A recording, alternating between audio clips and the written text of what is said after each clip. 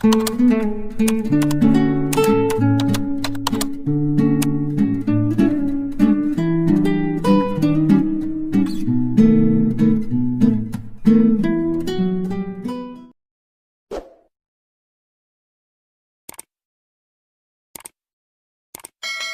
mo ng tumakas. Ililigaw ko sila para makalayo ka. Puno ng emosyon ang boses ni Liza, habang mabilis na nililibot ang tingin sa paligid.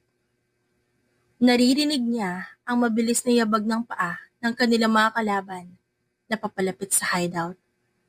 Hindi, hindi kita iiwan. Umiiyak na sagot ng babae, habang mahigpit na nakahawak sa braso ni Liza. Magkasama tayong tatakas, please. No, don't be stubborn. Leave now. Sigaw ni Liza. Hindi na siya nag-atubili. Malakas niyang tinulak ang babae papunta sa kanyang mga tauhan na naghihintay sa gilid ng isang itim na SUV. Binalingan ni Liza ang kanyang mga tauhan na may nalilisik na mga mata. Protect her, no matter what. Itakas niyo siya rito kahit anong mangyari. Muling tumingin si Liza sa kanyang kasamang babae kanina. Lumambot ng bahagya ang kanyang ekspresyon, pero puno pa rin ng determinasyon. Wait for me. Be safe, please. Hikbi ng babae habang pilit siyang isinasakay ng mga tauhan sa sasakyan. Nang humarurot ang sasakyan paalis, marahang pinunasan ni Liza ang luhang pumatak sa kanyang pisngi. Kasabay nito, ang pagbunot niya ng isang patalim mula sa kanyang holster. Eksaktong pagtalikod ni Liza, 3 armadong lalaki ang mabilis na pumasok sa main gate. Target spotted. Take her down. Liza didn't wait for them to aim. Bago pa man maikasa ang kanilang mga baril, kumaripas na siya ng takbo patungo sa kanila. Habang nagpapaulan ng bala ang mga kalaban, pinadulas niya ang sarili sa sementadong sahig, umiiwas sa mga bala habang dumadaan sa ilalim ng isang nakaparadang delivery truck. Paglabas niya sa kabilang panig, mabilis niyang sinaksak sa binti ang unang kalaban at ginamit itong panangga nang magpuputok ang pangalawa. Napamura ang pangalawang attacker. Liza kicked the wounded man towards the shooter, causing him to stumble. She used that split second to perform a vault jump to the top of crates, landing squarely on the shooter's shoulder. With a swift twist, binalian niya ito ng leeg bago pa man ito makakasamuli. Tumayo si Liza sa gitna na nagkakagulong paligid. Hinihingal habang ang kanyang patalim ay dahan-dahang tumutulo ang dugo. Isang mapait na ngisi ang gumuhit sa kanyang labi, habang tinitignan ng mga kalaban na tumba at wala ng malay. Inakala niyang tapos na ang lahat. You're done, bitch. Isang matalim at malamig na boses ang bumasag sa panandaliang katahimikan. Mula sa isang anino, merong isang gumuhong pader. Lumabas ang isang assassin. Mabilis itong itinaas ang kanyang 9mm handgun. Diretsong nakatutok sa dibdib ni Liza. Bago pa man makakilo si Liza para iwasan ang bala o bumunot ng baril, umalingaw-ngaw na ang isang malakas na putok. Pero hindi sakit ang naramdaman ni Liza. Sa halip, isang pamilyar na pabango at bigat ng katawan ang bumagsak sa kanyang bisig. No! Luha ang sambit ng babae.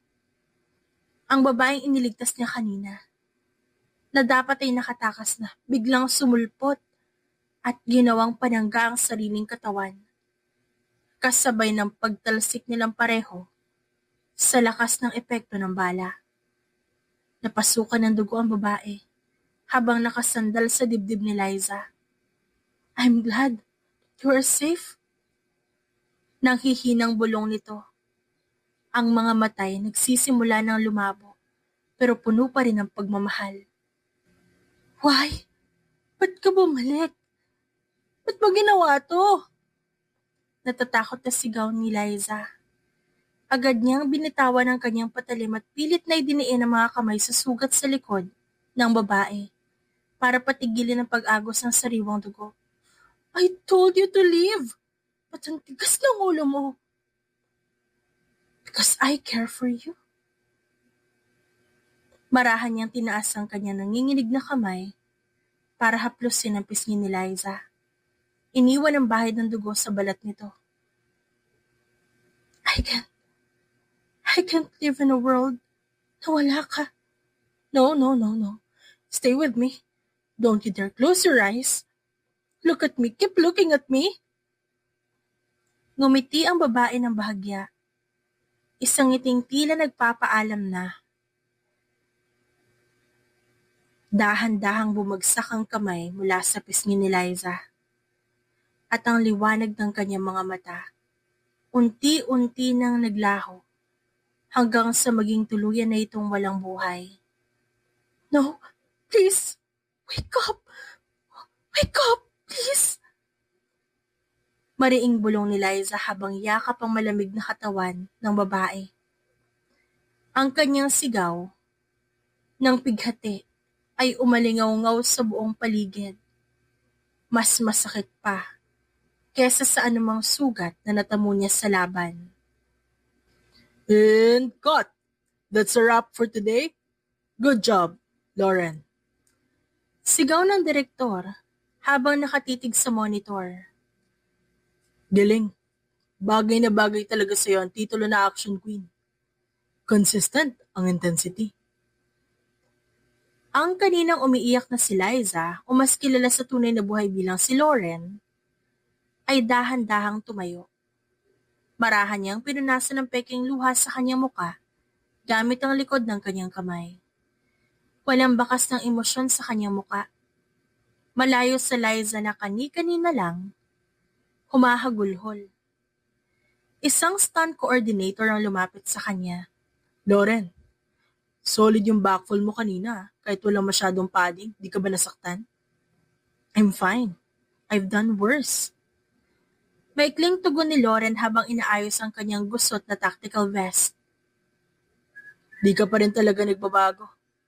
Halimaw ka pa rin pagdating sa mga action scene, maging sa drama. Wika naman ng lesbian na si Alice. Maya-maya naman lumapit ang isang aktres na gumanap na kanyang love interest, si Selma, habang inaabutan siya ng tissue ng isang assistant. Sayang ang talent mo, honesty. Mas bagay sa iyong umacting ng heavy drama kaysa lagi nakakapagod ng mga stunts. Mas magaling ka doon to be real. Tiningnan lang siya ni Lauren ng malamig. Isang tingin na sapat para mapangiwi si Selma. I'm not comfortable doing cheesy roles, no? Simpleng sagot ni Lauren. Ang boses niya kasing talim ng patalim na hawak niya kanina. Umiling si Selma. Halatang di kontento sa sagot. You were so good earlier. Ang galing mo nga mang-uto ng audience eh. Mas magaling ka pa sa mga veteranong aktres na nakatrabaho ko. Duh! Kinuha ni Lauren ang bote ng tubig at uminom doon.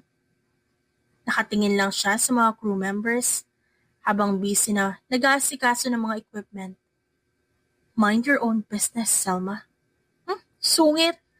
Kaya ka sinasabihan naman sa mga ugali dahil dyan sa attitude mo eh.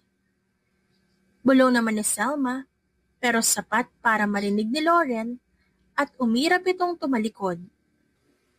Hindi ko nga alam kung paano ka naging sikat na artista. Kundi ka naman lang marunong makasama sa mga co-stars mo. You're like a robot. Hindi ko may boss si Lauren.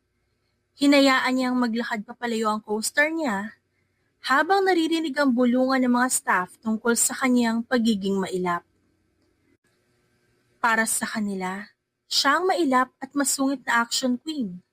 Pero para kay Lauren, ang bawat stunt at bawat bugso ng emosyon sa harap ng kamera ay ang tanging paraan para makahinga sa totoong buhay. Kasi sa totoo lang, nakalimutan niya na kung paano maramdaman ang mga bagay na itinatapon niya sa script. Kinabukasan, hindi alarm clock kundi ang walang tigil na pag-vibrate ng phone ni Lauren ang gumising sa kanya. Pag-unlock niya sa screen, bumungad ang headline na mabilis nag-trending sa lahat ng social media platforms. Action Queen. Action Queen nga ba or Action Bully?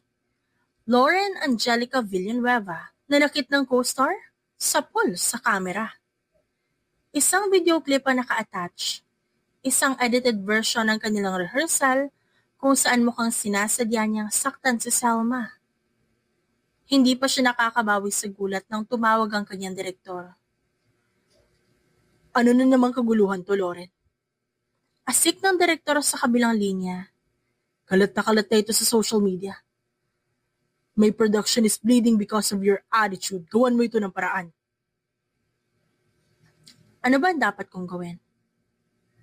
Walang emosyong tanong ni Lauren. Bagamat nagsisimula ng kumulo ang kanyang dugo. Ano pa ba? Mag-press con ka. Sabihin mo ang side mo. Sabihin mo hindi yan totoo. For once, Lauren, use your acting skills. Magdrama ka. Gamitin mo naman utak mo. Bago pa siya makasagot, binabaan na siya ng telepono. Napabuntong hininga si Lauren. Sanay siyang mag-isa. Walang manager, walang PA. Sanay siyang bitbitin ang sarili niyang krus. Mabilis siyang nag-ayos at pinaharurot ang kanyang Ferrari patungo sa venue. Pinarada ni Lauren ang sasakyan sa likod ng gusali para iwasan ang media. Ngunit bago pa siya makapasok sa back entrance, isang pamilyar na boses ang narinig niya mula sa madilim na sulok ng parking lot. Good job! Napakagaling mo talaga mag-edit. Paniwala ang publiko na sinasaktan ako ng mayabang na yan. Maarting sabi ni Selma. Ako pa ba? High definition ang pagkakagawa ko niyan. Sagot na isang baritonong boses. Nanigas si Lauren nang makilala ang lalaki. Si Lucas, ang pinakasikat na leading man sa bansa. But don't forget your promise. We'll celebrate tonight in the hotel, right? Of course, Lucas. I'm all yours tonight. Malanding tugon ni Selma. Hindi na nakapagpigil si Lauren. Lumabas siya mula sa pinagtataguan at sinalubong ang dalawa. Napakuyom ang kanyang kamao. Why did you do that? Mahinang tanong ni Lauren. Pero bakas ang panganib sa kanyang boses. Oh, you heard it all? How sad! Mapang-asar na sagot ni Selma habang malaki ang ngisi. To answer your question, ang titulong action queen na yan, dapat sa akin mapunta. I'm better than you. Naging artista ka lang naman dahil sa impluwensya ng nanay mong veteran actress, di ba? Kung wala ang backup niya, isa ka lang hamak na extra. Nang binanggit ang kanyang ina, yun na naging mitya ng mas malakas sa panggigigil. Don't you dare to include that woman. Sigaw ni Lauren. Mabilis na kilos ang ginawa niya at mariing sinakal si Selma sa pader. Lahat ng narating ko, pinaghirapan ko. I bled for my rose at hindi isang katulad mo ang sisira sa lahat ng pinaghirapan ko. Get off me! Get off me! Pagpupumiglas ni Selma, pero sa gitna ng pagkakasakal, isang malademonyong ngiti ang sumilay sa labi nito. Your showbiz journey is finished now. Biglang bumukas ang pinto sa likod nila. Napabitaw si Lauren ng masilaw sa sunod-sunod na flashes ng kamera. Isang batalyon ng paparazzi ang nandun. Nakuha ang eksaktong sandali nang nakasakal siya kay Selma. Lauren! Ba't mo sinasaktan si Selma de Vera? Totoo ba ang balita na bully ka sa set? May lihim ka bang inggit sa kanya kaya mo siya pinagtatangkaan? Napatakip ng mukha si Lauren habang si Selma agad na nagpanggap na nahihilo at umiiyak sa harap ng kamera. Mabilis na lumitaw ang direktor at inalalayan si Lauren papalayo sa nagkakagulong media. Pagdating sa loob ng sasakyan, malamig na tinignan siya ng direktor. You should leave showbiz, Lauren. Palamigin mo muna ang sitwasyon. O mas mabuti pa, humanap ka na ng ibang trabaho. You're cancelled. Pinanood ni Lauren ang paglayas ng direktor. Mag-isa na naman siya. Pero sa pagkakataong ito, hindi na lang acting ang kailangan niya. Kailangan niya ng lumaban sa totoong buhay. Makalipas ang 3 linggo, nasa headline pa rin ng lahat ng news outlet ang balita tungkol sa pananakit niya kay Selma. Napakuyom siya ng kamao. The memory of how Selma set her up still burned in her mind. Hinding-hindi ngayon makakalimutan. Determined to start over, nagpasya siyang umalis ng bansa. Balot na balot siya. Itim na shades, face mask, makapal na scarf habang hila-hila ang kanyang maleta. Airline to US. Walang emosyon niyang tinignan ng flight screen bago huling lumingon sa labas ng airport. Babalik ako gamit ang bagong pangalan. At titulong mas matunog pa sa Action Queen. Tandaan mo yan, Selma. You might have stolen the title, but the crown is still mine. Bulong niya sa sarili. Sabay higpit ng kapit sa maleta. Naglakad siya papasok nang biglang may nakabangga siyang lalaki. Sorry, miss. Tumango lang si Lauren at akmang lalampasan nito pero natigilan ng lalaki. Wait, you? Are you that actress, Lauren? I'm Albert Villaruel, a new actor. Actually, I'm your #1 fan. Can I get your photograph? And autograph na rin. No, you're mistaken. I'm not Lauren. Malamig lang siyang tumingin dito. Nagpatuloy siya sa paglalakad nang hindi lumilingon. Goodbye, Philippines. Daddy, stop hurting me. Umiiyak na sambit ng musmos na si Lauren. 5 taong gulang pa siya nung maranasan yon. Nakadapa sa sahig habang pilit na tinitiis ang bawat hagupit ng sinturon. Shut up, you little brat. You're really useless like your mother. Galit na saad ng kanyang amang si Emmanuel. Patuloy ang bawat palo hanggang sa tuluyan ng mawala ng malay ang bata sa sobrang sakit at pagod. Nagbago ang eksena. Naalimpungatan ang batang Lauren sa mahinang tapik ni Al, ang anak ng amo ng kanyang tatay. Sinaktan ka na naman ni Mang Emmanuel, my little angel? Tanong ng bata na bakas ang awa sa muka. Al, please help me escape. I don't want to be here anymore. I want to go to my mom. Pakiusap ni Lauren habang humihikbi. Dahil sa tulong ni Al, natagpuan nila ang kanyang inang, si Zosima Villanueva. Pero laking gulat ni Lauren na makitang may bago na itong pamilya. Sinubukan niyang lumapit. Umaasang yayakapin siya nito. Mommy, please, I want to be with you. Daddy is always hurting me. No, leave. Umalis ka na before my husband sees you. Marahas siyang tinulak ni Zosima. Kaya napasubsob siya sa lupa. Who's that kid, hon? Tanong ng asawa nito. Pulubi lang na nanghihingi ng autograph ko? Malamig na sagot ng kanyang ina. Doon gumuho ang mundo ni Lauren. Napayakap na lang siya kay Al. Nobody even wants me, even my mom and dad. Huwag mo sabihin yan. I'm here. I'm always here, my angel. Pangako ng batang lalaki. Naging magkaramay ang dalawa. Palihim na naglalaro para makalimot sa hirap. Pero nalaman ito ng tatay ni Al. At dahil doon, sinisante at pinalaya si Emmanuel. Habang papaalis sila, nakita ni Lauren si Al na nakasilip sa bintana. Pero hindi na ito makatingin ng diretso sa kanya. Wala ka talagang kwenta. Dahil sa kalandian mo, wala na tayong hanap buhay. Mana ka talaga sa malandi mong ina. Sigaw ni Emmanuel bago siya pinaghampas ng kawayan sa likod hanggang sa sumuka na siya ng dugo.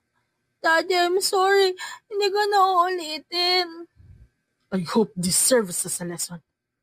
Walang magkakagusto sa'yo nang walang hinihinging kapalit. Lumuhod ka sa munggo sa loob ng 1 linggo hanggang magtanda ka. Doon nag-uumapaw ang galit sa puso ni Lauren. Habang tumutulo ang luha, napakuyom ang kanyang kamao. From now on, I will only rely on myself. I will never trust other again, especially the man who broke my trust. Una, ang tatay ko. Pangalawa, ang nanay ko. At ang panghuli ang kaibigan ko. Now I believe. Men are just a disgusting curse. Ang huling mga salitang yon, umaalingaw-ngaw sa kanyang pandinig, kasabay ng biglang pagbigat ng kanyang paghinga. Dahan-dahang nagmulat ng mata si Lauren. Ramdam niya ang lagkit ng pawis sa kanyang noo at ang mabilis na tibok ng kanyang puso. Tumingala siya sa siling ng kwarto. Huminga ng malalim para pakalmahin ang sarili. Panaginip lang. Bulong niya sa isip habang pilit iwinawak siya ang imahe ng sinturon at malamig na tingin ng kanyang ina. Bumangon siya at naupo sa gilid ng kama. Napahaba pala ang tulog niya. Sa sobrang pagod sa pag-iimpake. Lumingon siya sa bintana kung saan tanawang city lights ng ibang bansa. Ang lugar na naging takbuhan niya sa loob ng maraming taon. Kinuha niya ang kanyang passport sa ibabaw ng side table at tinitigan to. I am ready to return. Matapang niyang sabi. Wala na ang musmus na batang umiiyak sa harap ng kanyang ama. Ang Lauren na babalik sa Pilipinas. Bukas ay ang babaeng wala ng balak magtiwala kahit kanino. Sa sumunod na araw, tahimik na nakalapag ang eroplano sa lupa. Welcome to the Philippines. Magalang na sambit ng isang flight attendant. Walang emosyon na hinila ni Lauren ang kanyang maleta palabas ng eroplano. Sumalubong sa kanyang mainit na simoy ng hangin ng Pilipinas. Nothing changed, huh? Napatingin lang si Lauren sa malaking TV habang nakasuot ng mask at shade para hindi makatawag ng pansin. Bumungad sa kanya ang mukha ni Selma, ang babaeng sumira ng reputasyon niya. Napakuyom lang siya ng kamao. May hangganan din ang tagumpay na iyong ninakaw, Selma. Nagpatuloy siya sa paglalakad at lumabas ng airport para hanapin ang sundo niya. Isang makintab na Ferrari ang huminto sa harap niya. Isang luxury car service na nireserve niya bago pa siya lumipad. Good morning, ma'am. Welcome back to Manila. Magalang na bati ng driver habang pinagbubuksan siya ng pinto. Hindi man lang siya lumingon sa driver at diretso lang na sumakay. Pagdating sa kanyang marangyang condominium sa Makati, iniabot niya ang bayad nang hindi tumitingin. Keep the change. Palamig niyang sabi bago tuluyang bumaba. Habang nakatitig sa entrance ng kanyang kondo, ramdam ni Lauren ang pananabik at galit. Handa na siya. Hindi na siya ang isang babaeng pwedeng-pwedeng saktan. 6 na buwan ang nakalipas pero hanggang ngayon wala pa ring tigil si Lauren sa pag-audition sa kung ano-anong role. Kahit yung mga love team roles na diring-diri siya at pinakaayaw sa lahat, pinatos niya para lang makabalik sa showbiz. Kaso sadyang malas siya. Walang tumatanggap sa kanya. Hanggang ngayon kasi, bit-bit pa rin niya ang masamang reputasyon noon. Akala ng lahat bully siya dahil sa issue nila ng dating co-star na si Selma. Pero ang totoo sinadyang set up lang yung ginawa ng babae para sa kanya. Nang sa ganon magmukha siyang kontrabida. Paulit-ulit na lang ang naririnig niyang palusot. Tatawagan ka na lamang namin, Miss Lauren. Puno na kami. May napili na kami na mas bagay para sa role na to. Napakuyom na lang ang kamao ni Lauren. Habang malalim na bumubuntong hininga. Hindi pwedeng dito magtatapos ang lahat. Biglang napatigil ang kanyang pagmumuni-muni nang tumunog ang phone niya. Isang tawag ang nagpabilis ng tibok ng kanyang puso. Miss Lauren, you have to audition tomorrow. Be ready for this role. Napaangat ang sulok ng labi at mayabang niyang sinabi sa sarili, "The Queen is back." Kinabukasan, maaga pa lang, nasa studio na siya. Determinado niya makuha ang part. Miss Lauren Angelica Villanueva, Tawag sa kanya ng direktor. act this role. Inabutan siya nito ng script. Walang emosyong binasa ni Lauren ang mga linya. Ang eksena ay tungkol sa isang desperadong babae na baliw sa isang lalaking hindi naman siya gusto. May part pa doon na kailangan niya mag-confess ng nararamdaman sa harap ng maraming tao. Kadiri naman tong linyang to. Bulong niya sa sarili habang nakatingin sa papel. Narinig yata ng direktor ang huling hirit ni Lauren, kaya pinagtaasan siya nito ng kilay. Gagawin mo ba o hindi? Mariing napakuyom ng kamao si Lauren at napabuntong hininga para pigilan ng ines. I will do it. Good. Para mas maging dama ang role, makakasama mo si Albert Villaruel sa eksenang ito. I-check ko rin kung bagay ka maging leading lady niya. Malamig lang na tumango si Lauren bilang tugon. Hindi nagtagal lumapit si Albert sa kanya. Hello, long time no see, Miss Lauren. I'm happy to be working with you. Magiliw na bati ng aktor sabay lahad ng kamay para makapag-shake hands. Magkakilala ba kayo? Tanong ng direktor na tila nagulat sa interaction nila. Yes, Director. A very long time ago. Misteryosong sagot ni Albert habang binibigyan si Lauren ng isang tipid ng ngiti. Good. Let's see kung may chemistry nga kayo sa isa't isa. Sabi ng direktor. Maya-maya pa nagsimula na ang setup. Rollin! 1, 2, 3, lights! Camera, action! Dito na pumasok si Lauren sa karakter ni Stella. Julian, I need to tell you something. Mangiyak-ngiyak niyang panimula. What is it? Malamig na sagot ni Julian, ang role ni Albert. I like you so much. Simula noong unang beses kita makita, pinatibok mo na yung puso ko. Lalo na nung niligtas mo ako sa mga bully. Pag-amin ni Stella, pero nanatiling bato ang aura ni Julian. Niligtas kita dahil naawa ako sa'yo. So don't expect anything. Kahit konti, wala? Wala lang ba yun? Nagsisinungaling ka. I can see through your eyes. Puno ng spark ang paraan ng pagtingin mo sa akin. You're just talking nonsense. Then I will prove it to you. Bigla niyang hinila ang necktie ng lalaki at mabilis na inangkin ang labi nito. Nanlaki ang mata ni Albert. Bumilis ang tibok ng puso niya. Sa sobrang pagkataranta, nakalimutan niya ang script. Do you like me or not? I like you. Sagot ni Albert na halatang nadala na sa totoong nararamdaman. Cut! Albert! Ba't mo iniba ang script? Ang dapat nakasunod yan pagkatapos kanya halikan, itutulak mo siya at sasabihin, "You're disgusting, woman." Halatang inis ng direktor, pero binalingan niya si Lauren. And Lauren, you did a great job. Sa'yo ang role na to. Thank you, Direk. Saad ni Lauren, ngumiti saglit at ibinalik ang malamig na aura pagkatapos. Habang sinisermonan pa ng direktor si Albert, mabilis namang tumakbo si Lauren papunta sa banyo. Hindi niya napigilan ang sarili at napaduwal na siya sa tindi ng pandidiri. Hanggang ngayon kasi parang ramdam niya pa rin sa kanyang labi ang labi ni Albert.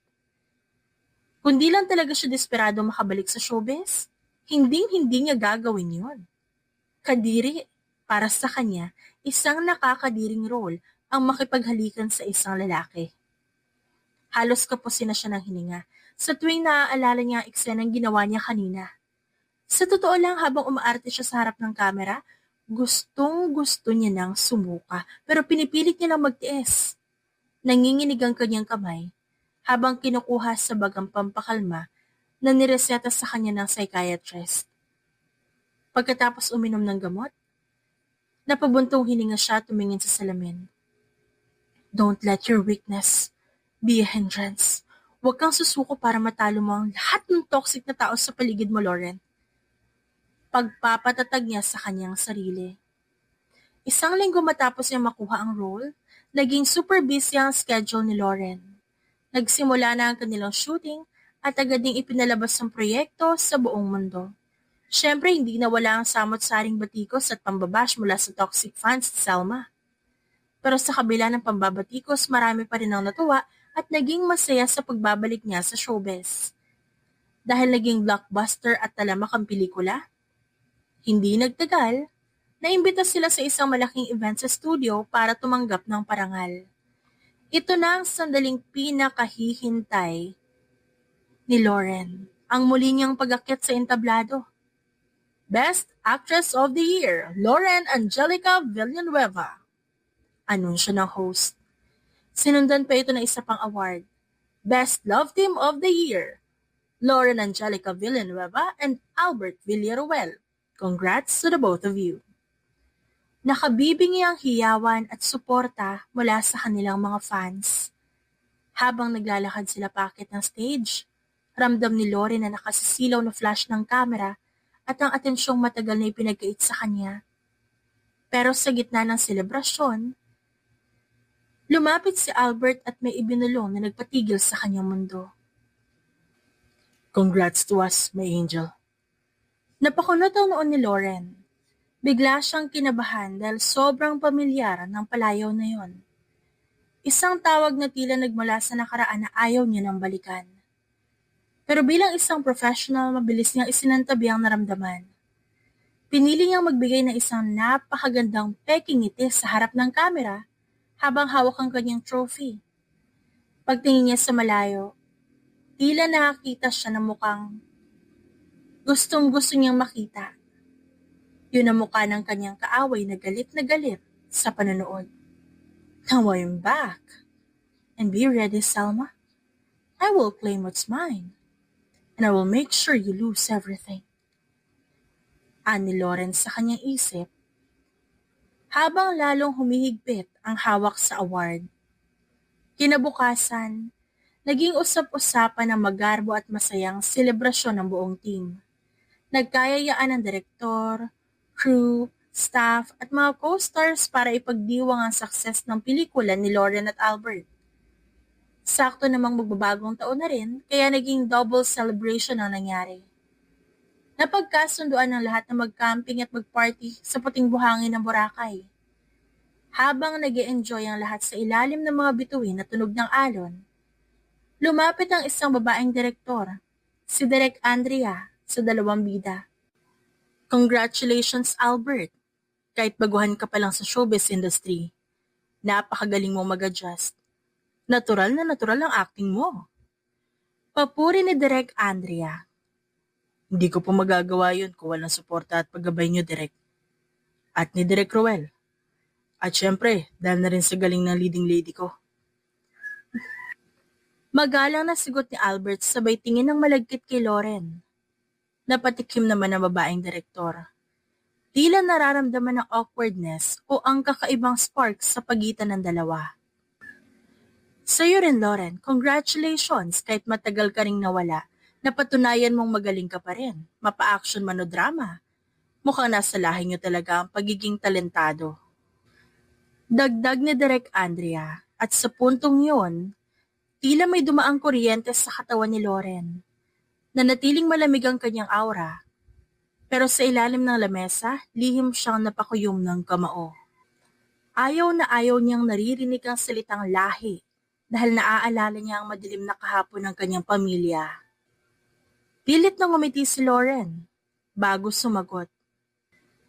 Ang lahat ng talentong pinakita ko bunga ng sarili kong pagod at sa walang sawang pagtuturo, Direk. Lalo na ninyo. Kaya walang kinalaman ang lahi ko sa galing ko. Seryoso niyang pagtatama. Pero nagpapasalamat pa rin ako kasi tinanggap niyo ako para sa role na to. Kundi dahil sa inyo wala ako rito ngayon.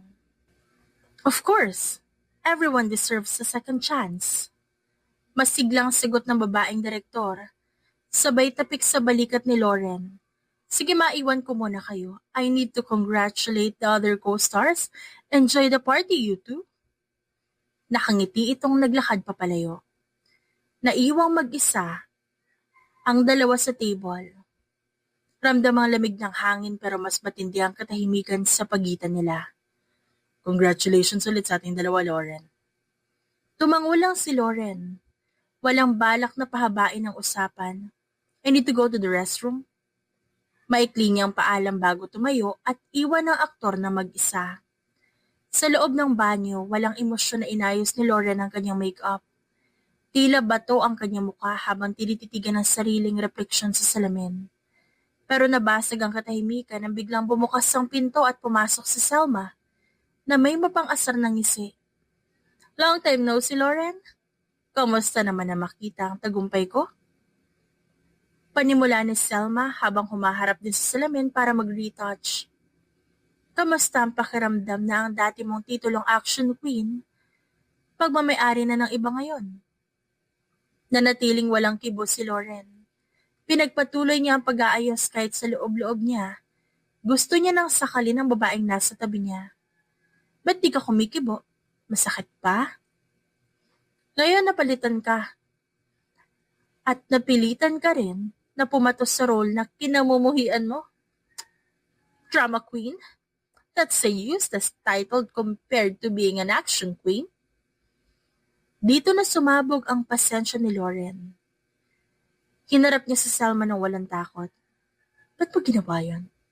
Ba't mo ako siniset up? Anong kasalanan ang ginawa ko para sirain mo yung reputasyong pinaghirapan kong buuin? Because you deserve that. Dahil sa impluwensya ng nanay mo na si Zosima, hindi na napapansin ng kagaya ko kahit anong pagsisikap ang gawin ko. You know that's not true. Walang kinalaman ang ina ko sa narating mo. Alam mo yan. Dati tayo magkaibigan. Alam mo rin na inabandona ako ng babaeng tinutukoy mo. Kaya wag mo sa akin isisi ang lahat. Natawa ng mapait si Selma. Sabihin na nating totoo yan, pero wala ka na magagawa dahil ako na ang reyna ng showbiz ngayon. At walang makakaalam na sineset up lang kita. Kahit isigaw mo pa sa buong mundo, walang maniniwala sa'yo dahil tatakbuli ka na. Isang malamig na tingin ay pinukol ni Lauren sa kanya. Are you sure? What do you mean? Tanong ni Selma. Biglang kinabahan sa lamig ng boses ni Lauren. See for yourself. Ang totoong mukha ni Selma de Vera. Seryosong sabi ni Lauren habang pinapakita ang screen ng kanyang cellphone. Kanina pa pala naka-live sa Facebook ang usapan nila sa ilalim ng lababo. Dagsa ang mga komento sa screen. What a two-faced bitch. Nagsisisi ako naging fan niya. Sayang ang pera ko sa movie niya. Mana sa ina niyang mga agaw. You bitch, i-end mo yan. Hiyaw ni Selma. Susugurin na sana niya si Lauren para agawin ang phone. Nang biglang bumukas ang pinto at pumasok si Albert para umawat. Enough making a scene, Selma. Bariing sabi ni Albert habang hinaharangan ang kapatid. Mas kinakampihan mo pa ang babaeng yan kesa sa akin, kuya? Nanlilisik ang mga matang tanong ni Selma. Kinakampihan ko kung anong tama. Umalis ka na. Singhal ni Albert. Wala namang nagawa si Selma kundi padabog na lumabas ng banyo. Wasak ang reputasyon sa harap ng libo-libong viewers. Naiwang awkward ang dalawa. I'm sorry about that. Nahihiyang sabi ni Albert. Hindi siya makatingin ng diretso at halatang namumula ang tenga niya sa hiya. Tumango lang si Lauren. Thank you. Maikli at malamig niyang sagot bago lumabas. Habang si Albert naman, nakasunod lang sa kanya na parang tuta. Pasimpleng pinindot ni Lauren ang end live at itinago ang phone sa kanyang maliit na pouch. Mission accomplished. Nakangisi nitong bulong sa sarili. Can I treat you sa lunch pagkatapos ng field trip na to? Bilang pagbawi sa kaguluhang ginawa ng kapatid ko? No need. I'm fine. I really want to do it for you. Pamimilit pa ng aktor. The director wants to talk to me. Palusot ni Lauren at mabilis na naglakad palayo, iniwan si Albert na nakatayo lang doon at tila umaasa pa rin. Sa kabilang banda, nanginginig sa galit ang direktor habang sinisermonan si Selma sa loob ng opisina. Nakakuyom lang ang kamao ng babae. Pilit na tinitiis ang bawat salitang binabato sa kanya. You're really stupid. Dahil sa ginawa mo, sandamakbak na commercial clients natin ang umatras. Nandamay ka pa na ibang artista sa kalokohan mo. Lalo na si Zosima Villanueva. Pinagpipiestahan na kayo sa social media. At hindi na namin mapahinto. Napakayabang mo kasi. Yan tuloy na pala mo. You're fired. Ayaw ko madungisan ang pangalan ko dahil sa'yo. Parang gumuho ang mundo ni Selma. Napaluhod siya sa harap ng direktor. Nanginginig ang buong katawan sa takot na mawala lahat ng pinaghirapan niya. Matatabunan din ito, Direk. Pinapangako ko sa inyo. Gagawa ko ng bagong issue yung mas malaki para makalimutan ng mga tao ang nangyari ngayon. Hindi po kayo masisira sa akin, pangako po yan. Sandaling natahimik ang direktor. Habang tinititigan ng desperadang si Selma at huminga ito ng malalim. Fine. I will give you one last chance. Pero oras na mas bumaba pa ang ratings at may pumalpak pa, mag-impake ka na at lumaya sa set. Maliwanag? Yes, Direk. Thank you po. Mabilis na sagot ni Selma habang nagpupunas ng luha. Pero nang makalabas ng direktor, agad na nagbago ang anyo ni Selma. Napalitan ng puot at takot ang kanyang mga mata. Napakuyom siya ng kamao habang iniisip ang mukha ng babaeng sumira sa kanya. You will pay for this, Lauren. Labasan pala ng baho ang gusto mo, ha? Pas pagbibigyan kita. Sisiguraduhin kong sa susunod, wala ka nang babalikang karir. Kinabukasan, naging labis na abala ang studio para sa contract signing ng bagong project ni Lauren at Albert. Ang bagong pelikula ay tungkol sa best friends turned lovers at isang plot na gustong-gusto ni Albert pero napilitan lang tanggapin ni Lauren dahil sa kulit ni Direk Andrea. Habang nasa loob sila ng malamig at seryosong conference room ng studio, hindi nila inaasahan ang dagsa ng mga reporter mula sa iba't ibang TV stations. Akala nila ay para ito sa bagong movie. Pero ang mga makakating dila ay may ibang agenda. Mula sa isang madilim na sulok ng hallway, lihim na nakangisi si Selma habang pinapanood ang kaguluhan. Miss Lauren, totoo ba ang blind item na may trauma ka sa mga lalaki? May iniinom ka bang gamot para hindi ka atakihin sa set? Nagpapapsychiatrist ka na ba? Are you mentally stable to act? Paano mo natitiis ang intimate scenes ni Albert kung nadidiri ka pala sa mga lalaki? Agresibo ang mga reporters.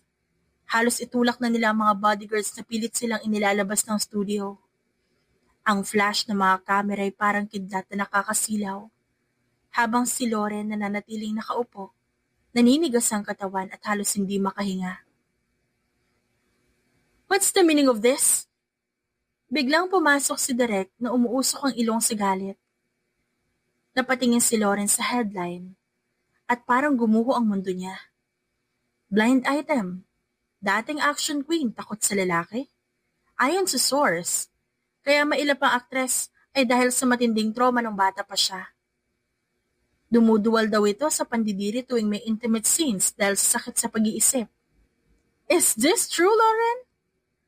Singhal ng direktor. Halatang stress na sa damage control. Yes, Direk, but I'm managing it. Umiinom ako ng gamot at regular ang therapy ko sa psychiatrist ko. This is a disaster. Masisira ang image ng movie. Napakamot sa ulo ang direktor. Halos mabaliw sa sitwasyon. Direk, di kasalanan ni Lauren yan. Ang dapat sisihin ay ang nagpakalat ng balitang yan. Nilabag nila ang privacy ni Lauren. We can't stop the media, Albert. The news is already out. Ang kailangan natin ngayon takpan ng issue bago pa tuluyang iwanan tayo ng mga sponsors. But how? Tumingin si Direk Andrea sa kanilang dalawa nang may kakaibang plano sa mata. Isang planong alam niyang ikabibigla ng lahat. You both need to announce that you're in a relationship. Kailangan nating palabasin na ang trauma na yan ay fake news. At kaya ka mailap ay dahil matagal na kayong exclusively dating ni Albert. That's the only way to save this contract. Namilog ang mga mata ni Lauren. Ang dating pandidiring naramdaman, biglang napalitan ng matinding panlalamig. Halos hindi siya makahinga sa ideyang iminungkahi ng direktor. Isang fake relationship? Para lang sa career? Yes, Lauren? Pagpapatuloy ni Direk Andrea habang seryosong nakatingin sa kanilang dalawa. Magsasagawa tayo ng press con sa susunod na linggo para i-announce na may relasyon kayong dalawa. Hindi lang ito para takpan ng kumakalat na issue tungkol sa mental health mo. Makakatulong din ito para lalong pumatok ang bagong pelikulang gagawin nyo. Business is business. Do you understand? Napakuyom lang ng kamao si Lawrence sa ilalim ng mesa. Gusto niyang sumigaw. At tumanggi pero alam niyang cornered na siya. Kung gusto niya linisin ang pangalan at talunin si Selma, kailangan niyang lunukin ang pride niya. Malamig siyang tumango bilang pagsang-ayon kahit nalabag ito sa kanyang kalooban. But before that, kailangan yung dalawa na lumabas muna. You need to go on a date. Dagdag ni Direk Andrea na tila binabasa ang bawat kilos nila. Nagkatinginan sina Lauren at Albert. Bakas ang pagkailang sa mukha ng lalaki pero may konting excitement sa mga mata. Habang si Lauren, mukhang papatay na sa sama ng tingin. Kailangan makita kayo ng mga tao na magkasama para hindi sila magduda. At higit sa lahat, kailangan nyo maging komportable sa isa't isa para hindi kayo magmukhang ewan at magkailangan sa harap ng mga reporters sa press con. Understand? Yes, Direk. Maikling sagot ni Lauren. Ang boses niya'y walang emosyon, parang isang robot na sumusunod sa command. Sa isip ni Lauren, ito na ang pinakamahirap na role na gagampanan niya sa buong buhay niya. Hindi lang siya aarte sa harap ng kamera. Kailangan niyang magpanggap na mahal niya ang lalaking nagdudulot sa kanya ng matinding trauma at pandidiri. Samantala napatingin si Albert kay Lauren. Tila gusto itong aluin, pero hindi niya magawa. Alam niyang sa bawat segundong lumilipas, lalong bumibigat ang pader na itinayo ng babae sa pagitan nilang dalawa. Habang abala ang lahat sa loob ng studio, palihim na umalis si Selma sa kanyang pinagtataguan. Punong-puno ng puot ang kanyang mga mata habang mabilis na nagdadial sa kanyang phone. Lucas, I need you to prove to the public that Lauren is a... Hindi na natapos si Selma sa sasabihin dahil biglang may humablot sa cellphone mula sa kamay niya. Isang pamilyar at galit na boses ang sumagot sa kabilang linya. Don't you dare do that, Lucas. O sisiguraduhin ko sisiraan ko ang karir mo. Banta ni Albert sa telepono bago ito pinatayan. Humarap si Selma sa kanyang kuya. Gulat na gulat at nanginginig sa inis. How dare you do that, kuya? Kapatid mo ko. Ba't ang babae ngayon kinakampihan mo? Pero hindi nakinig si Albert. Sa isang iglap na wala ang imahe niya bilang isang gentleman na aktor. Mabilis niyang hinablot ang liig ni Selma. Mariin itong sinakal sa pader ng madilim na hallway. Ang kanyang mga matay nanlilisik. Malayong malayo sa malambing na tingin na binibigay niya kay Lauren. Wala akong kapatid na bunga ng kataksilan ng aking walang kwentang ama sa aking ina. Huwag mong dalhin dito ang ugali mo, Squatra Selma. Baka hindi kita matansya. Halos hindi makahinga si Selma pero pilit pa rin siyang lumaban. You jerk! Isusumbok kita kay Dad! Nang gagalaiting banta ng babae. Natawa na mapait si Albert. Pero hindi niya niluwagan ang pagkakasakal. Go ahead. I don't care about that old man, pero tandaan mo ito. If you mess with my woman, you will face hell together with your slut mother. Binitawan ni Albert ang leeg ni Selma ng padabog, dahilan para mapaupo ang babae sa sahig habang habol ang hininga. Iniwan siya ni Albert na luhaan at puno ng takot, habang ang anino ng aktor ay dahan-dahang naglaho sa dulo ng pasilyo. Dumating ang araw na kinatatakutan ni Lauren. Ang simula ng misyong tinawag niya sa sarili na Opla Nakakadiri. Maaga siyang naghanda. Sinigurado niya nakainom na siya ng pampakalma at nag-therapy session siya kagabi para nang ihanda ang mental state niya sa pakikipagharap kay Albert. Habang nag-aayos ng gamit, napatigil siya na makarinig ng doorbell. Pagbukas niya ng pinto, tila tumigil ang mundo sa tapat ng kanyang kondo. Bumungad sa kanya si Albert na posturang-postura. Sa suot itong casual linen shirt na bahagyang nakabukas ang unang 2 butones. Amoy mamahalin. Mukhang pinag-isipan ng bawat anggulo ng forma.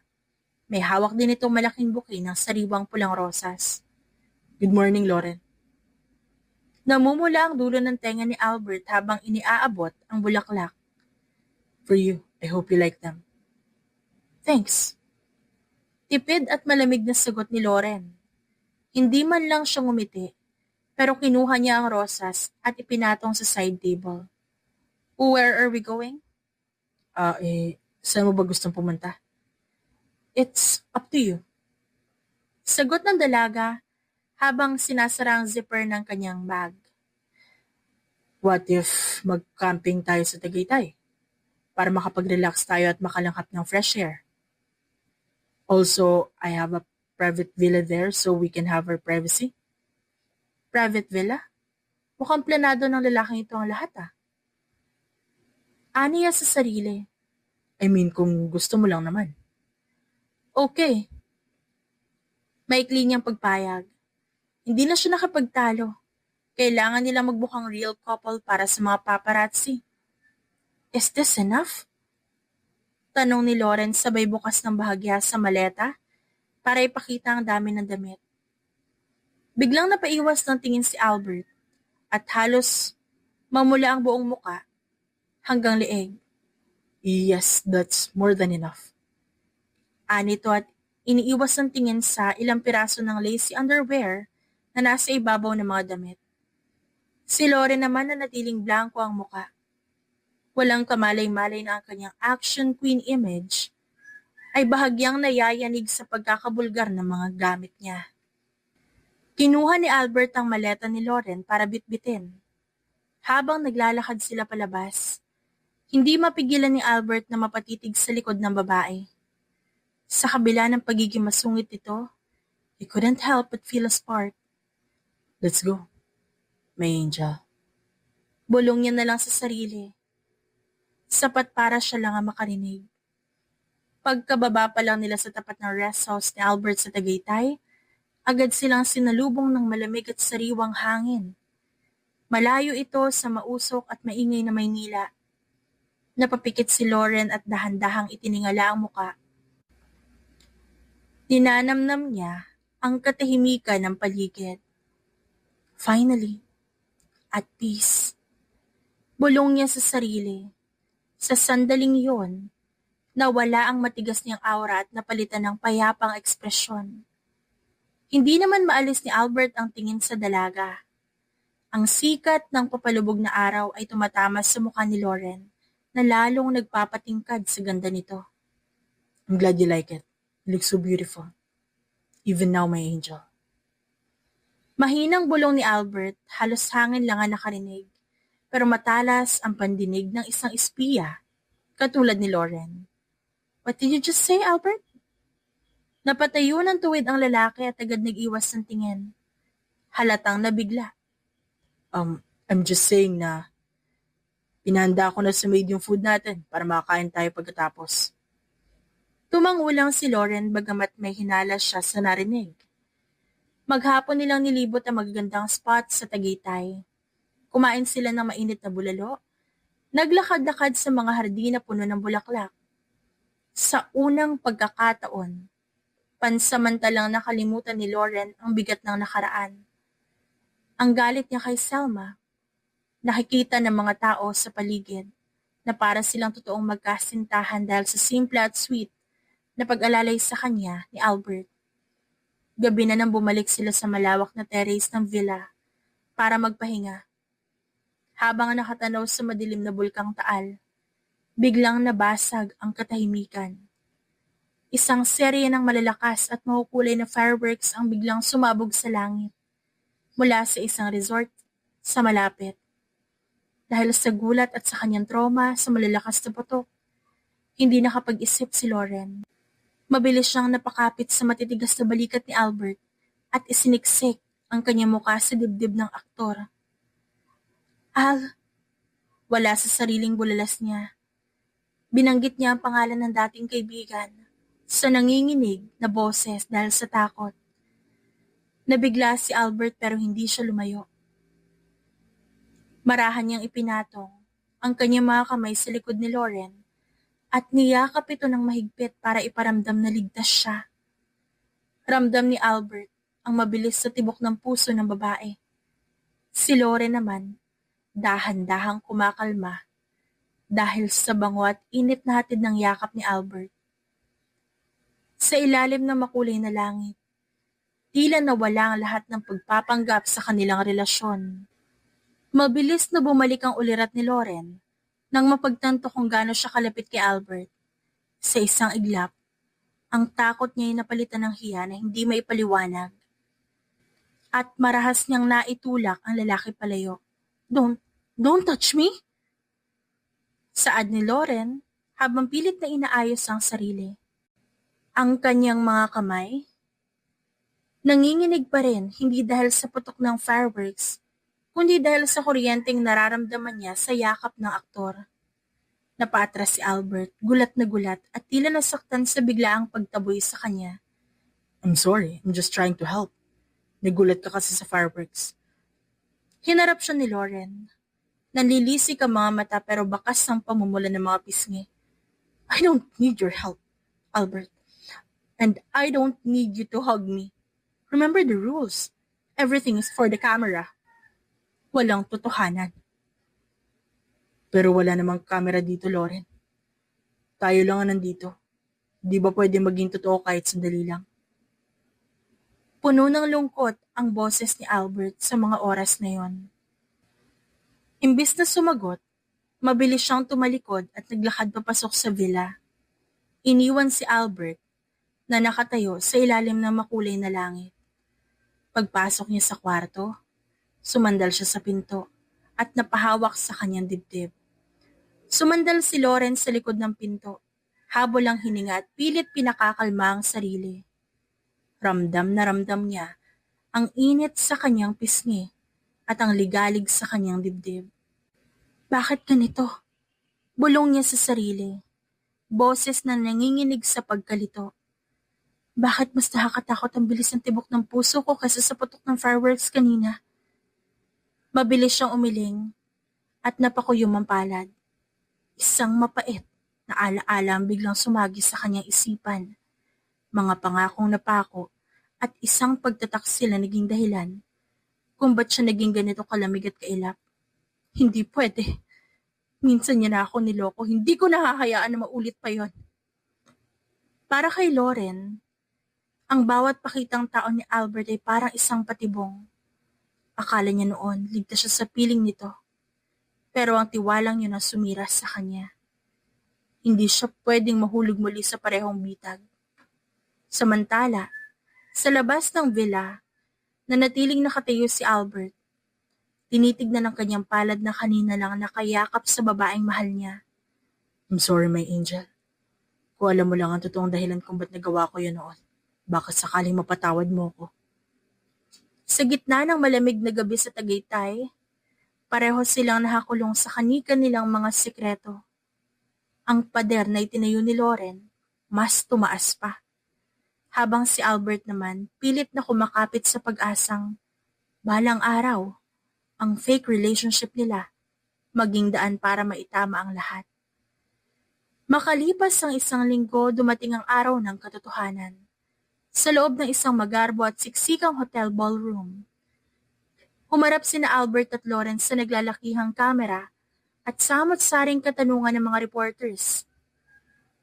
Magkahawak kamay ang dalawa sa harap ng mesa, Pero sa ilalim nito ramdam ni Albert ang panginginig at panlalamig ng kamay ni Lauren. Totoo ba na may relasyon talaga kayo? O gimmick nyo lang to para takpan ang issue ng mental health ni Lauren? Kailangan namin ng matinding ebidensya para maniwala kaming totoo ang lahat. Hinarap sila ni Lauren ng may tapang na tingin. Anong klaseng ebidensya ang gusto nyo? Maghalikan kayo sa harapan namin. Kung totoo ang relasyon nyo at wala kang mental illness, hindi ka dapat masusuka. Gawin niyo sa loob ng 10 segundo. At ginawa nga nila ang sinabi ng mga ito. Is this okay with you? Tumangulang si Lauren. Bilang sagot, naramdaman niya ang pagdampi ng labi ni Albert sa kanya. Dahan-dahan, hanggang sa naging masidhiyang halikan sa pagitan ng kanilang paghinga. Na tila doon nila ibinuhos ang lahat ng salitang hindi masabi. Nagpalakpakan ng lahat. May nag-congrats pa. May iba pang humiling ng more kiss. Ang mga flash ng kamera, walang tigil sa pagkutitap. Napakamot sa ulo ang dalawa. Dahil sa nangyari, sa dulo ng ballroom, parang sasabog ang dibdib ni Selma sa sobrang galit. Halos madurog niya ang hawak na baso. Habang pinapanood ang tagumpay ng dalawa sa gitna ng entablado. Ang hiyawa ng mga tao at ang tamis ng halik ng dalawa sa isa't isa ay parang lason sa kanyang pandinig at paningin. This is not happening. Hindi pwedeng sila ang bida, hindi pwedeng manalo ang babaeng yan. Pero sa gitna ng kanyang pagwawala, biglang nag-vibrate ang phone niya. Nang makita kung sinong tumatawag, lalong kinabahan si Selma. Ang kanyang direktor. Direk? Mahina at nangangatal niyang sagot sa tawag. You're fired, Selma. Wala ka nang babalik ang set. Wala na rin gustong kumuha sa'yo. Dahil sa eskandalong ginawa mo, tapos ka na. Nalaglag ang phone ni Selma sa sahig. Sa gitna ng masayang hiyawan ng mga tao para kina Lauren at Albert, si Selma, tila unti-unting nilalamon ng dilim. Ang spotlight na matagal niyang pinaglaban, ninakaw at tuluyan na siyang iniwan sa ere. Samantala sa ibabaw ng stage, binitawan na ni Albert ang labi ni Lauren. Nagkatinginan sila sa isa't isa. At para kay Lauren naman, ito ang simula ng kanyang tunay na pagbabalik. Pero sa likod ng tagumpay na ito, alam niyang may kailangan pa silang pag-usapan ni Albert patungkol sa halik. 6 na buwan ang lumipas at talagang naging blockbuster ang pelikula ni Lauren at Albert. At sa gabing yun, nakatanggap sila ng prestihiyosong award sa awarding ceremony. Halos mabingi si Lauren sa lakas ng palakpakan nang tawagin siya bilang Best Leading Lady of the Year. Habang umaakit siya ng stage, abot tenga ang ngiti niya nang tanggapin ang gintong trophy. Nagpasalamat siya sa mga taong sumuporta sa kanya, sa direktor, at sa mga staff. Tumingin din siya kay Albert na nasa front row. Pinasalamatan niya rin ito. Thank you for guiding me and for healing the pain from the past. Simula na makatrabaho kita, natutunan ko magpatawad. Hindi ko akalain na may marupok na side din pala ako. Anyway, I already forgive you. Sa tindi ng emosyon, hindi na nakapagpigil si Albert. Umakyat siya ng entablado at mahigpit na niyakap si Lauren. I love you, my angel. I'm sorry kung ako ang naging sanhi na sakit at trauma mo nung bata pa tayo. But don't you worry. Handa akong tanggapin ang kahit anong parusa mo sa akin. Isang nakakalokong ngisi ang gumuhit sa labi ni Lauren. If you say so, then ready for the punishment. Matapos ang masayang seremonya, habang naglalakad si Lauren sa hallway patungong backstage, biglang tumigil ang mundo niya. Nakatayo sa harap niya si Zosima Villanueva. Ang kanyang inang nag-abandona sa kanya. Congratulations anak, I'm so proud of you. Ramdam ni Lauren ang panlalamig ng kamay niya. Lumapit sa kanya si Albert at hinawakan ang kanyang kamay. Handa siyang protektahan nito sa anumang oras. Do you want me to push her away? No, I'm fine. It's okay. Can I talk to you privately?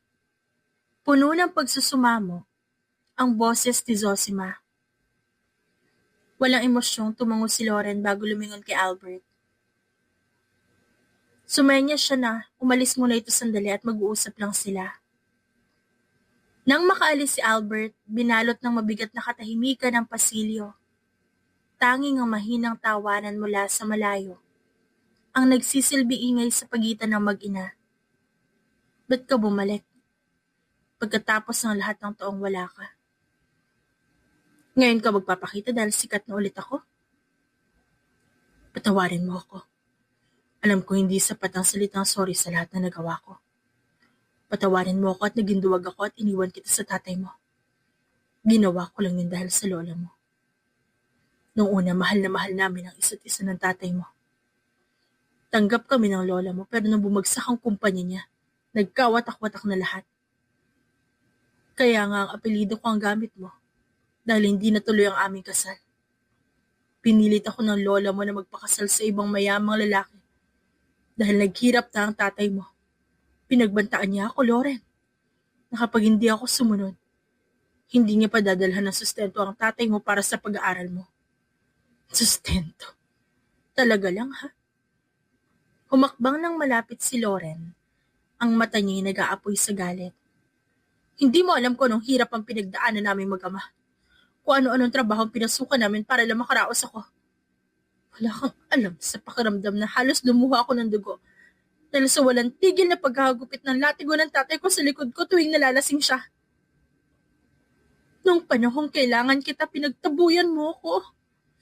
Kaya simula noon inisip ko na lang na patay ka na. Dahil para kang patay na buhay sa mundo ko. Napahagulhol ng iyak si Zosima. Wala siyang masabi sa harap na sinira ang sarili ng mga desisyon. Patawad anak, patawad.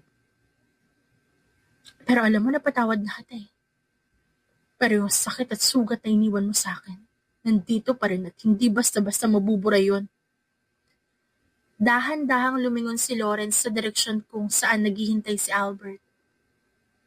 Pero kahit ganun, ipapasalamat pa rin ako na isinilang mo ako. Kundi dahil sa'yo, hindi ko makikilala ang lalaking magmamahal sa akin kung sino at ano talaga ako. Mula sa malayo, dahan-dahang lumapit si Albert. Hindi na niya hinintay na tawagin siya. Naramdaman niyang kailangan siya ni Lauren. Kinabukasan, punong-puno ng sigla si Albert habang nag-aayos sa harap ng salamin. Suot ang kanyang paboritong pabango at isang casual outfit. Handang-handa na siya para sa date nila ni Lauren. Pero nabasag ang kanyang mood nang pumasok ang kanilang butler na si John Paul. Young master, Don Villaruel wants to talk to you. Pagpasok niya, bumungad sa kanya ang amoy ng gamot. Nakaratay sa malaking kama ang kanyang ama, si Don Villaruel, na ngayon ay napakaputla at mukhang lantang gulay. Anak, what do you want, old man? I want to give you the authority of the company. Sa'yo ko na ipapamana ang lahat. Why me? Di lang naman ako anak mo. Bakit hindi yung anak mo sa kabit mo yung utusan mo? I'm sure excited si Selma na makuha ang posisyong yan. Anak, I know you're still mad at me because of what I did to your mother and I'm sorry for that. But I'm dying, son. This is my only wish before I go. Dito na sumabog ang galit ni Albert. Lumapit siya ng bahagya, sapat para makita ng ama ang puot sa kanyang mga mata. Hindi lang dahil sa pagtataksil mo kay mama, kaya ako galit. Sinira mo ang buhay ko dahil ginamit mo si mama noon. Sabi mo hindi mo siya ipapagamot kundi ko palalayasin na mag-ama na yun. Si Lauren at ang tatay niya. Minsan lang ako naging tunay na masaya ng bata. Kasama sila. Pero pinagkait mo yon at sinira mo ang buhay ko buhay namin mag-ina. Fine. I will accept it. Pero hindi para sa'yo. Tatanggapin ko ang kumpanya para kay mama dahil siya nag-alay ng dugo at pawis para lumago yan. At para na rin masigurado ko na wala kayong magagawang masama kay Lauren kailanman. Paglabas ni Albert ng silid, agad niyang kinuha ang kanyang cellphone at tinawagan si Lauren. Sinabi niyang papunta na siya kung saan sila magkikita. Pagkarating ni Albert sa private park na nirentahan niya para sa kanilang picnic, agad napawi ang kanyang excitement. Sa gitna ng lunti ang damo at ilalim ng malaking puno, bumungad sa kanya si Lauren na basang-basa ang mukha sa luha. What happened, my angel? Who did this to you? Sino nagpayak sa'yo? Tumawag yung caregiver, Albert. Yung tatay ko. Patay na siya. Di ko alam kung ba't ako nasasaktan ng ganito. Akala ko magiging masaya ako pag nawala na yung taong nagbigay sa akin ng sakit at trauma ng bata ako. Pero sa huli ama ko pa rin siya. Siya yung nagpalaki sa akin, nagtrabaho siya ng maigi para lang makapagtapos ako at ngayon, wala na siya. Hindi man lang ako nakahingi ng tawad. I'm a terrible daughter, Albert. Hindi na nagsalita si Albert at sa halip, marahan niyang hinila si Lauren para sa isang mahigpit na yakap. Lumipas ang ilang oras at unti-unting kumalma ang paligid. Ang sikat ng araw ay papalubog na. Naghihintay ng kulay kahel na liwanag sa buong parke. Pinagmasdan ni Lauren ang payapang mukha ng binata. Nang makatulog ito sa kanyang kandungan, inayos niya ang hibla ng buhok nito na humaharang sa noo ng lalaki. Thank you for everything, Albert. Mahina niyang bulong sapat para sa kanilang dalawa. You changed me in a way that I never felt since I was a kid. You were the one who caused the pain inside my heart, but you also healed me. Isang matamis at banayad na halik ang idinampi niya sa pisngi ng binata. Wala na ang takot, ang pandidiri o pagsusuka. Ang bawat sentimetro ng kanyang pagkatao ay kampante na. Dahil sa wakas, natagpuan na ni Lauren ang tunay na kalayaan, hindi sa pagtakbo mula sa nakaraan, kundi sa pagyakap sa pag-ibig ng taong handang maghintay at magsakripisyo para sa kanya. Sa piling ni Albert, nahanap niya ang kanyang tahanan. The end. If you like the story, please like and subscribe for more wonderful stories. Paalam!